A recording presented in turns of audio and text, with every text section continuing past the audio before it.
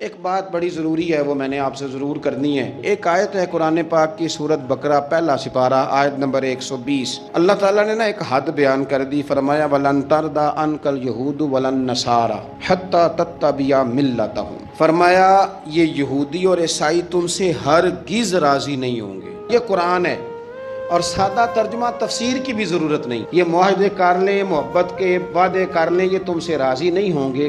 کب راضی ہوں گے؟ حتیٰ تتبع ملتہم، یہاں تک کہ تم ان کے دین کی پیروی کرنے لگ جاؤ۔ میرا جب پہلی دفعہ پاسپورٹ بنا تو میں نے سارا پڑھا، کتابیں پڑھنے کا شوق تھا شروع سے۔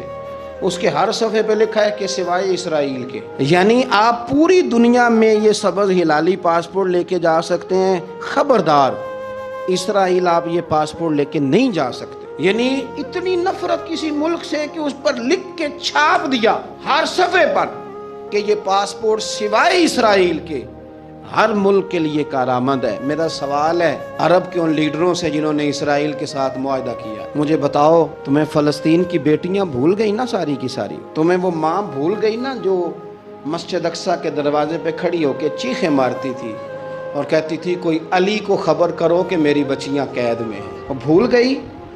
تمہیں وہ بہن بھول گئی نا جس پر شراب کی بوتل انڈیڑتے تھے اسرائیل کے فوجی؟ وہ آپ کو ابھی بھی ویڈیو مل جائے گی۔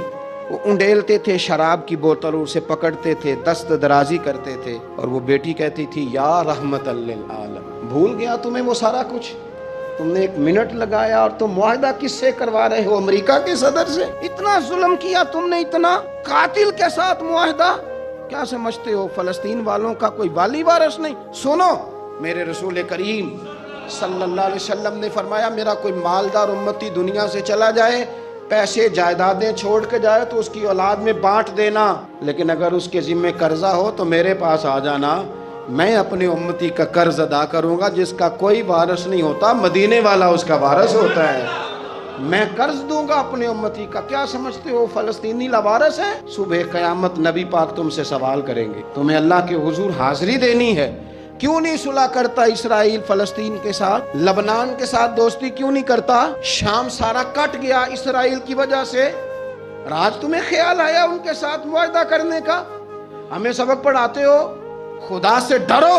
اور پھر اقبال کہتے ہیں مسلمانوں سے مایوس نہ ہونا، حکمرانوں سے زیادہ امیدیں بھی نہ لگانا۔ وہ جو چھوٹے چھوٹے لوگ نکلے تھے نا صحرا سے، بظاہر غریب تھے، بظاہر ان کے پاس مال نہیں تھا، وہ خالد بن ولید جیسے، وہ سعد بن ابی وقاص جیسے، بظاہر ان کے پاس زیادہ اسلحہ نہیں تھا۔ اقبال کہنے لگے مایوس نہ ہونا، یہ نہیں کہنا بن کچھ نہیں سکتا۔ فرمانے لگے رات میں نے سنا ہے فرشتے آپس میں باتیں کر رہے۔ واہ اقبال، تیرا بھی انداز کتنا نرالا ہے۔ کہنے لگے رات فرشتے آپس میں باتیں کر رہے تھے، میں نے سن لی ہیں۔ بھلا وہ کیا کہہ رہے تھے؟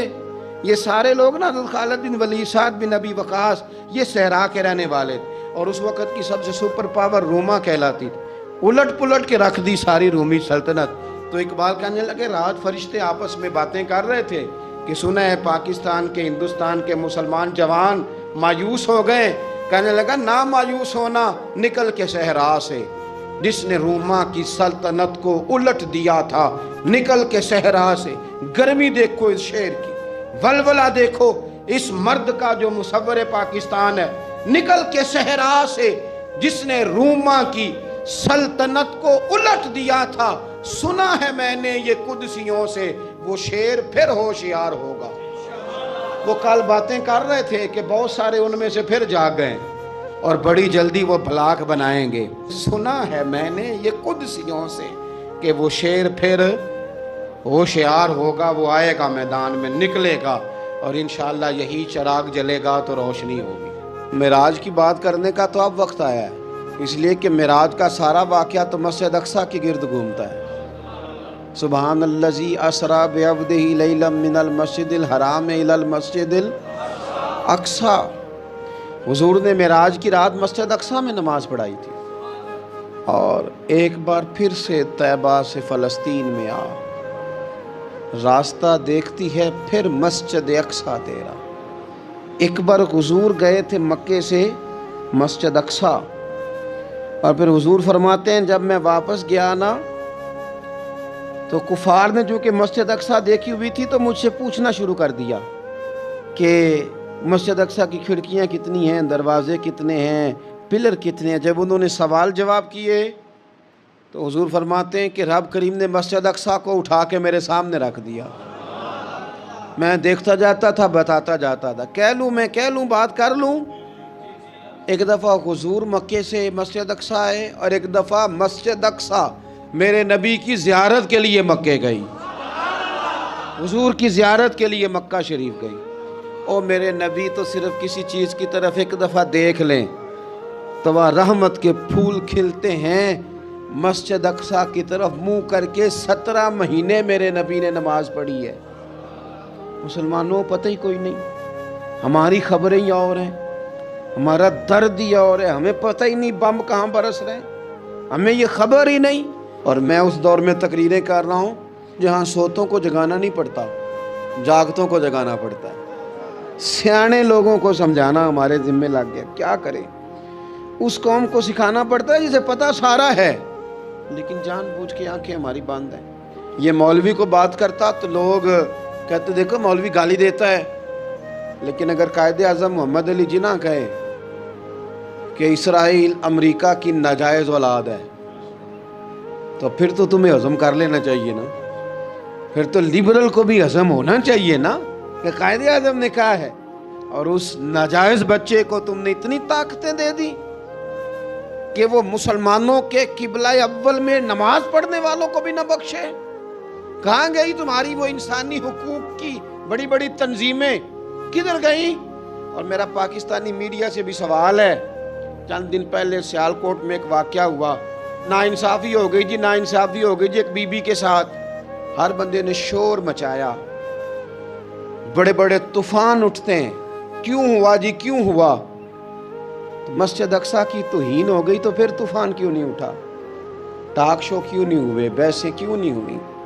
میں اس موم بتی مافیا کا کیا کروں؟ ان لبرل لوگوں کا کیا کروں؟ ان کے سپورٹروں ووٹروں کا کیا کروں؟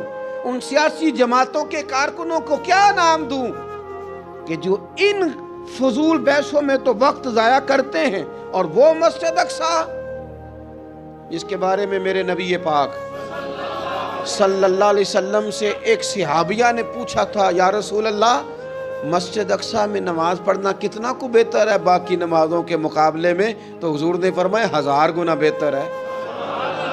بی بی عرض کرنے لگی، سونیا میں جا تو نہیں سکتی، دل بڑا کرتا ہے۔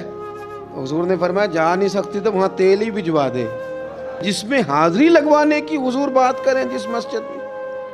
اور نبی پاک علیہ السلام نے فرمایا خاص کر کے سفر کرنا ہوا تو 3 مسجدوں کے لیے کرنا، ایک مسجد حرام بیت اللہ کے لیے، ایک مسجد نبوی کے لیے، اور تیسرا مسجد اقصیٰ کے لیے۔